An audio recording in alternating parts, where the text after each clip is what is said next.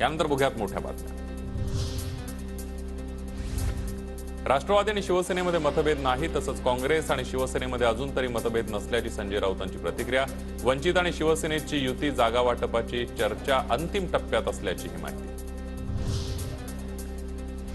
वंचित महाविकास आघाडीचाच भाग, जागा वाटप अंतिम टप्प्यात, प्रकाश आंबेडकरांचा योग्य सन्मान होईल, संजय राऊतांची माहिती।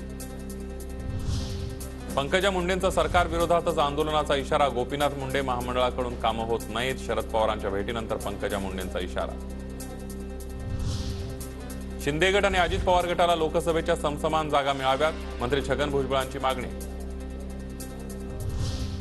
निवडून येणाऱ्याला माहिती आहे कोण कुणामुळे निवडून आले आणि निवडून आणणाऱ्यालाही माहिती आहे कोण कुणामुळे निवडून आले। अजित पवारांची प्रतिक्रिया, सुळे कोल्हेंना अजित पवारांनी निवडून आणल्याचं चाकणकरांनी केलं होतं वक्तव्य। मला कोल्हे म्हणाले माझ्या व्यवसायावर परिणाम झालाय, मला राजकारण बंद करायचं आहे, तेव्हाच ते भेकडासारखे पळाले होते। अमोल कोल्हेंवर हसन मुश्रीफांची सडकून टीका।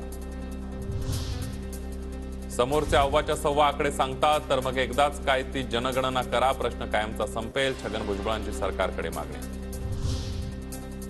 जालन्यातल्या बाणे गावात जरांगे पाटलांचं बैलगाडीतून मिरवणूक काढत जंगी स्वागत करण्यात आलं। शेकडो महिलांकडून फुलांचा वर्षाव, मोठ्या संख्येने मुंबईच्या मोर्चात सहभागी होण्याचं जरांगे पाटलांचं आवाहन। समोरच्यांच्या मागण्या वाढतच चालल्यात, भुजबळांची जरांगे पाटलांचं नाव न घेता टीका। समोरून ज्या मागण्या वाढत चालल्या, आता त्यांचं म्हणणं आहे की संपूर्ण मराठ्यांना ओबीसीचं आरक्षण द्या, तर याच्या विरुद्ध आम्ही बोलणारच ना।